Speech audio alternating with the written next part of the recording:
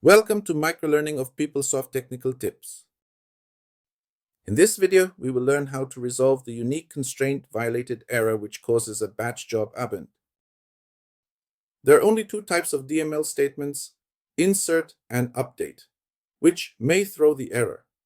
It means that there's a unique constraint preventing you from having the duplicate value combination. That's why the insert or update statement failed to work. The typical way to resolve this error is to use a different value to perform an insert or update statement. You need to check the constraint columns. To comply with the unique constraint, you can almost do nothing except for checking the existing data. An alternative solution is to drop the unique index if it's not necessary anymore. The unique constraint. Violated error is a common issue which often happens in batch jobs or scheduled processes. It is a common cause of job process abends.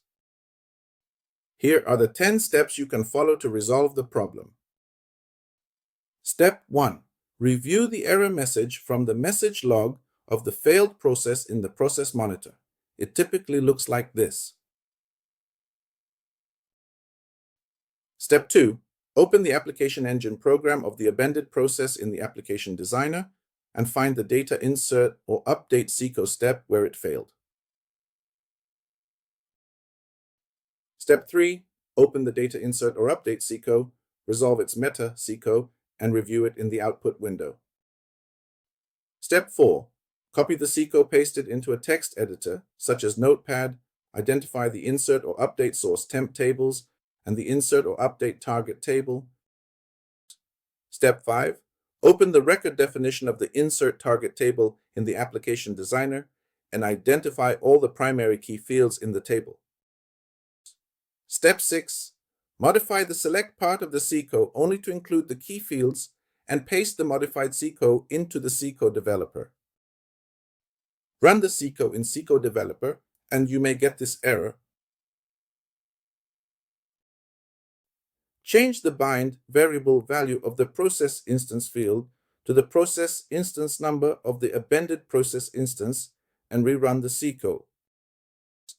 If there is no data in the result, check the insert or update source temp table in the production database, whether the data remains in it. If no data exists in the insert or update source temp table, the failed process instance may have been deleted from the process monitor. Rerun the job ad hoc on the same day, or let the job run again as scheduled on the next day. It would fail again with the all processing suspended error. Check the insert or update source temp table again. The data may be in the insert or update source temp table now. If the data is still not in the source temp table, you may have to replicate the issue in a non-production environment. You may have to refresh the non-production environment with the data from the production environment to have the data for replicating the issue.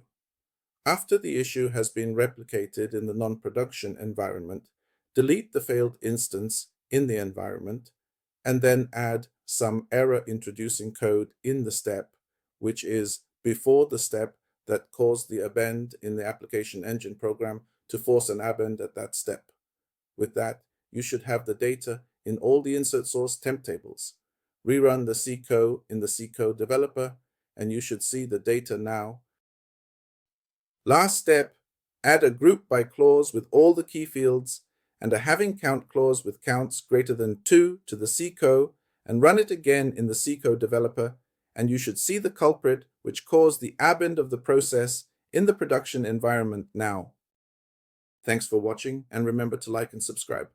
For more technical tips, check out the full book, 500 Tips and Techniques for PeopleSoft Development and Troubleshooting by Sean Chen.